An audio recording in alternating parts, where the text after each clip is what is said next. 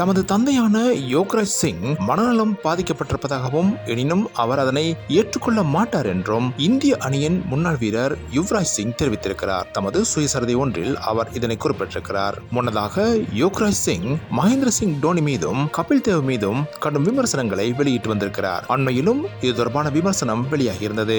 தமது மகன் யுவராஜ் சிங் இன்னும் 5 வருடங்களாவது இந்திய அணியில் விளையாடி இருக்க முடியும். எனினும் மகேந்திர சிங் தோனியின் அழுத்தம் காரணமாகவே அவர் அணியிலிருந்து விலக நேரிட்டது என்று யோக்ராஜ் சிங் குற்றம் சுமத்தியிருக்கிறார். எனவே மகேந்திர சிங் தோனி இறுதி காலத்தில் செல்வங்கள் அற்ற ஒருவராக மாறுவார் என்று அவர் தெரிவித்திருந்தார். அத்துடன் முன்னாள் வீரர் கபில் தேவ் உலக கிண்ணம் என்ற ஒரு கிண்ணத்தை மாத்திரமே வென்றிருக்கிறார். எனினும் தமது மகன் 13 கிண்ணத்தை வென்று கொடுத்திருக்கிறார் என்று யோக்ராஜ் சிங் தெரிவித்திருக்கிறார். கபில் தேவை பொறுத்தவரையில் தாம் அணியிலிருந்து வெளியேறுவதற்கு அவரே காரணம் என்று யோக்ராஜ் சிங் தெரிவித்திருக்கிறார். யோக்ராஜ் சிங் 1981ஆம் ஆண்டு இந்திய அணியில் இடம்பெற்றிருந்தார் என்பது குறிப்பிடத்தக்கது.